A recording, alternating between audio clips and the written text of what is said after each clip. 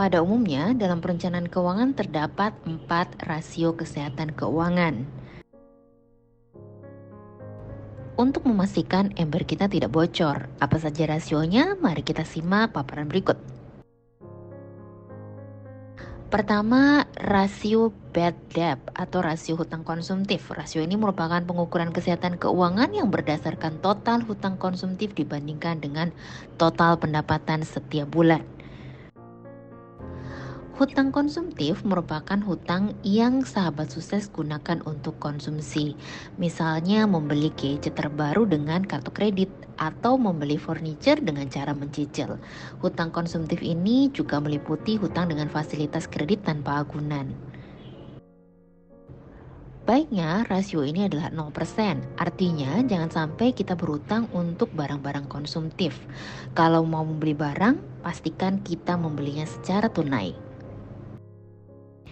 Kadang memang sulit untuk menahan atau menunda belanja dengan kartu kredit, tapi dengan kedisiplinan kita dapat menjaga ember kita tidak bocor.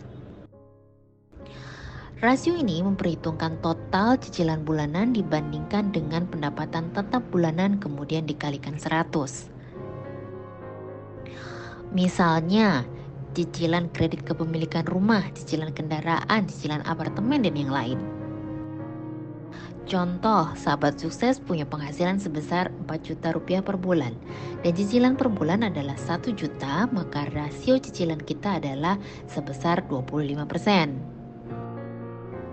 Berdasarkan rasio ini, kalau hasilnya tidak lebih dari 30%, maka keuangan kita tergolong sehat.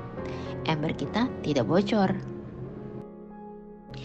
Dana darurat merupakan uang yang bisa digunakan sewaktu-waktu apabila kita tertimpa satu kondisi yang sifatnya urgent, mendadak, dan segera. Dana cadangan ini sangat penting untuk kita miliki sebagai solusi keuangan di saat situasi darurat untuk memastikan ember kita tidak bocor. Rasio dana darurat ini memperhitungkan antara total aset likuid dengan total pengeluaran. Aset likuid ini meliputi aset yang mudah diuangkan seperti tabungan, deposito, emas, reksadana pasar uang, dan yang lain. Bagi sahabat sukses yang masih lajang, rasio dana darurat umumnya minimal 3 kali penghasilan bulanan. Sedangkan bagi sahabat sukses yang sudah berkeluarga, rasio dana darurat minimal 6 hingga 12 kali penghasilan bulanan. Hal ini berarti kita tetap bisa bertahan membiayai kehidupan keluarga antara 6 hingga 12 bulan apabila kita terkena pemutusan hubungan kerja. Rasio selanjutnya untuk memastikan ember kita tidak bocor adalah rasio yang membandingkan antara total biaya tetap bulanan dengan pendapatan tetap bulanan. Rasio ini menunjukkan gaya hidup dan model pengelolaan keuangan. Idealnya rasio ini adalah sama dengan 1, yang artinya seluruh penghasilan bulanan dapat menutupi kebutuhan biaya tetap secara rutin. Jika rasio ini lebih besar dari 1, maka kondisi keuangan sedang dalam keadaan tidak baik-baik aja karena lebih besar pasak daripada tiang. Kalau sampai ini terjadi, maka yang harus sahabat sukses lakukan adalah berhemat atau berusaha meningkatkan penghasilan.